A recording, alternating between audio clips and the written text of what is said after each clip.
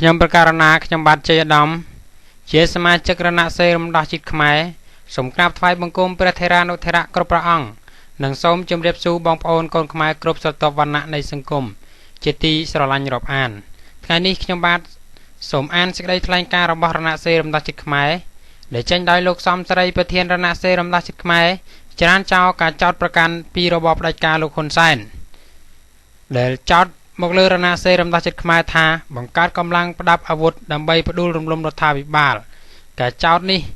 ត្រូវបានសង្គមស៊ីវិលអង្គការជាតិនិងអន្តរជាតិបានថ្កោលទោសយ៉ាងខ្លាំងព្រោះគ្មានភស្តុតាងអ្វីទាល់តែសោះសូម្បីតែកូនកំបិតចិត្តបន្លែមួយតែរបបផ្ដាច់ការនេះចាប់សមាជិករណសិរ្សរំដោះជាតិខ្មែរ10នាក់ទៅដាក់ពន្ធនាគារជាការពិតរបបផ្ដាច់ការលោកហ៊ុនសែនអាយ៉ងយួនតែងតែចោទប្រកាន់គេឯងមានបាញ់សម្លាប់ចាប់ដាក់គុកដេញឲ្យខ្មែររត់ចោលស្រុកដើម្បីទុកឲ្យយួនមករស់នៅនិងកើបប្រមូលទ្រព្យសម្បត្តិជាតិខ្មែរតាមអំពើចិត្តបាទជាបន្តទៅនេះសូមបងប្អូនកូនខ្មែរស្ដាប់សេចក្តីថ្លែងការណ៍ដូចតទៅនេះរណសិរ្សរំដោះជាតិខ្មែរជាតិសាសនាប្រជាជាតិខ្មែរលេខ16/14រសរជខសេចក្តីថ្លែងការណ៍បន្ទាប់ពីការចាប់ខ្លួនសមាជិករណសិរ្សរំដោះជាតិខ្មែរ10នាក់ដែលមានគម្រោងធ្វើបាតកម្មអហិង្សានៅមុខស្ថានទូតវៀតណាមនៅថ្ងៃទី28ខែតុលាឆ្នាំ2014កន្លងទៅនេះយើងឃើញមានរូបថតមួយសន្លឹករបស់អាជ្ញាធរហ៊ុនសែន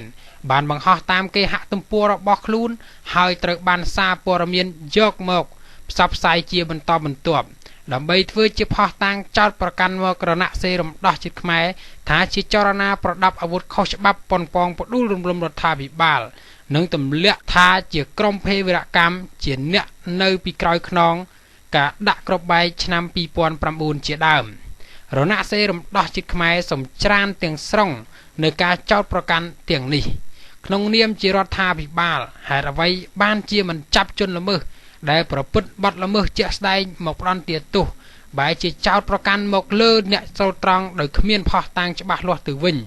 ឬជាគម្រោងអាក្រក់ដែលបង្កើតឡើងដោយរដ្ឋាភិបាលកុម្មុយនីសហ៊ុនសែន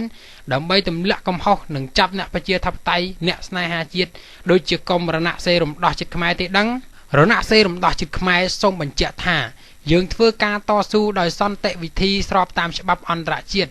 និងអង្គការសហប្រជាជាតិមិនដែលប្រើហិង្សាធ្វើឲ្យមនុស្សណាម្នាក់ស្លាប់ឡើយចំណែករូបថតនេះមិនមែនជាកម្មសិទ្ធិរបស់រណសិរ្សរំដោះជាតិខ្មែរទេពីព្រោះរណសិរ្សរំដោះជាតិខ្មែរទើបតែបង្កើតឡើងនៅថ្ងៃទី12ខែធ្នូឆ្នាំ2012ប៉ុណ្ណោះរណសិរ្សរំដោះជាតិខ្មែរជាចលនានយោបាយស្របច្បាប់ដាច់ដោយឡែកពីចលនាក្បាលខ្លាដែលដឹកនាំដោយលោកសោមឯករូបថតដែលមានរូបខ្ញុំសំសេរីជាមួយលោកសោមឯកជារូបថតចាស់យូរមកហើយដែលគ្រាន់តែជារូបថតអនុស្សាវរីយ៍ហើយគ្មានអ្វីដែលខុសច្បាប់ទេព្រោះលោកសោមឯកជាទាហាននៅក្នុងជួររដ្ឋាភិបាលសូមបញ្ជាក់ថារូបខ្ញុំសំសេរីបានភៀសខ្លួនចេញពីប្រទេសខ្មែរតាំងពីឆ្នាំ2005មកម្លេះចំណែកឲ្យលោកសោមឯកវិញជាអតីតអ្នកតស៊ូនៅក្នុងជួររណសិរ្សរំដោះប្រជាពលរដ្ឋខ្មែរដែលដឹកនាំដោយលោកតាសឿនសាននិងធ្លាប់ធ្វើជាមេទាហាននៅក្នុងជួររដ្ឋាភិបាលផងដែរតែក្រោយពីការចាប់ខ្លួនលោកសោមឯកបែរជារដ្ឋាភិបាលយករូបថតនេះមកធ្វើជាផុសតាងដាក់បន្ទុកចោទប្រកាន់ដាក់លើក្រុមរណសិរ្សរំដោះជាតិខ្មែរទៅវិញដោយសារតែកលល្បិចចោទប្រកាន់នេះហើយទើបប្រជាពលរដ្ឋខ្មែរស្លាប់ជាង3លាននាក់ក្រោមរបបកុម្មុយនីសហើយវាអយុត្តិធម៌ណាស់ក្រោមរបបកុម្មុយនីសហ៊ុនសែនដោយគ្រាន់តែរូបថតមួយសន្លឹកមកចាប់មនុស្សដាក់គុកជាពិសេសក្រុមរណសិរ្សរំដោះជាតិខ្មែរដែលមិនបានប្រើហិង្សាសម្លាប់មនុស្សម្នាក់សូម្បីតែកូនមន់ក៏ដោយនោះចំណែកឯជនល្មើសប្រព្រឹត្តបទឧក្រិដ្ឋជាក់ស្ដែងនៅក្នុងរបបហ៊ុនសែនបាញ់សម្លាប់មនុស្សជាហូរហែរយៈពេល35ឆ្នាំចុងក្រោយនេះបែរជានៅមានសិទ្ធិសេរីភាពគ្មានទោសទៅវិញខ្ញុំសំសេរីសូមប្រកាសចំមុខសាធារណជនមតិជាតិនិងអន្តរជាតិថារណសិរ្សរំដោះជាតិខ្មែរមិនដែលបានសម្លាប់មនុស្សម្នាក់ឬប្រើអំពើហិង្សាដោយការចោទប្រកាន់លៀបពណ៌របស់រដ្ឋាភិបាលហ៊ុនសែនឡើយតែរណសិរ្សរំដោះជាតិខ្មែរនឹងរកយុត្តិធម៌ជូនប្រជាពលរដ្ឋខ្មែរជូនជនរងគ្រោះខ្មែរដែលពួកកុម្មុយនីសឥណ្ឌូចិនសម្លាប់ខ្មែររាប់លាននាក់ចាប់តាំងពីឆ្នាំ1975មកដល់បច្ចុប្បន្នឲ្យទាល់តែបានធ្វើនៅប្រទេសដាណាម៉ាកថ្ងៃទី18ខែតុលាឆ្នាំ2014ប្រធានរសរជខ ហត្ថលេខានឹងត្រាសំសេរីចម្លងជូន